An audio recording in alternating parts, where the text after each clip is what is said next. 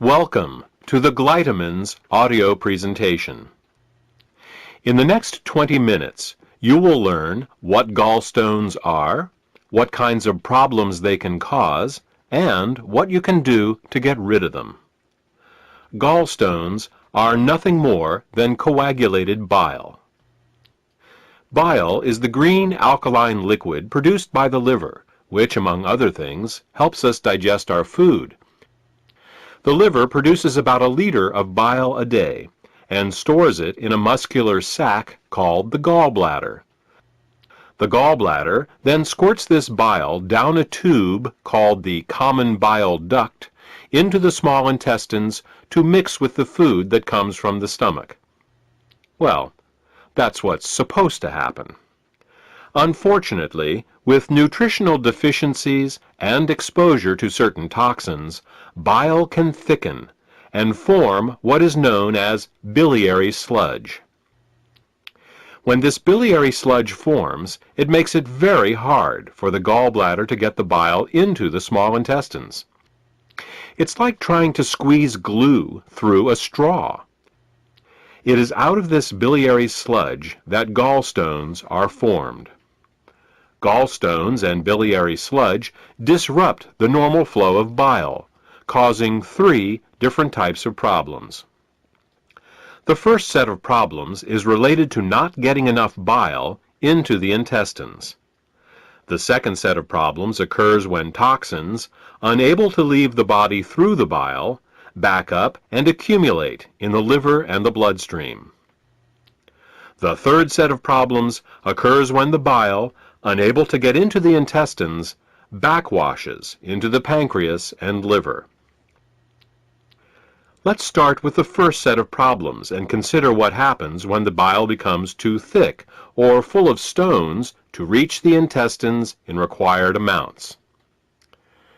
The first thing that bile does in the small intestine is to neutralize the acidity of the food coming out of the stomach. In order to disinfect and digest the food that we eat, the stomach secretes hydrochloric acid. Did you ever wonder why the stomach doesn't digest itself?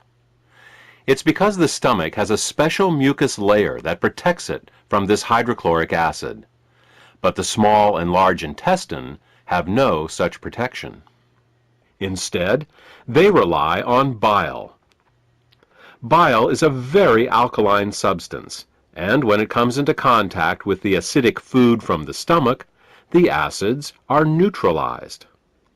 If bile can't get into the small intestine in required amounts due to biliary sludge and gallstones, then stomach acids in the food are never fully neutralized. They can cause acid burns along the entire length of the small and large intestines, all 30+ feet of them. We experience this as indigestion, heartburn, ulcers, and all manner of digestive complaints. In essence, we are digesting our own intestines. The next thing that bile does in the intestine is to emulsify the fats and oils in the food that we eat. Emulsification is the process by which fats and oils are made water-soluble. To understand emulsification, think of soap. It's next to impossible to rinse grease off a dish with just plain water. But if you put a drop of soap on the dish, the grease washes right off. That's because soap is an emulsifier. It's what allows fats and oils to mix with water. Bile is the body's natural emulsifier, and it is what allows us to digest the fats and oils we eat. Without this emulsification process, essential fats, oils, and all the fat-soluble vitamins we eat become very difficult to absorb. Without adequate bile in the intestines, a person can end up suffering from malnutrition, regardless of the quality and/or quantity of the food that they eat.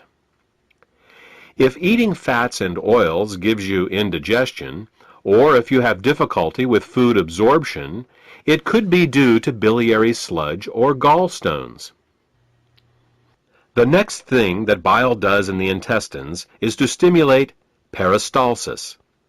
Peristalsis is the rhythmic, wave-like motion of the intestinal muscles that moves the food through our digestive tract. If you don't get enough bile into your intestines, you're bound to be constipated, no matter how much fiber you eat. Some people have the misfortune of experiencing alternating constipation and diarrhea. This can be a very confusing experience, but the cause can be quite simple. Without sufficient bile, the hydrochloric acid-rich, partially digested food just sits in the intestines with no peristalsis. Thus, a person becomes constipated, but at the same time his or her intestines are being burned. When enough acids build up and the intestines can't take it anymore, they purge themselves with a bout of diarrhea. Then, with the acids evacuated, the process starts all over again.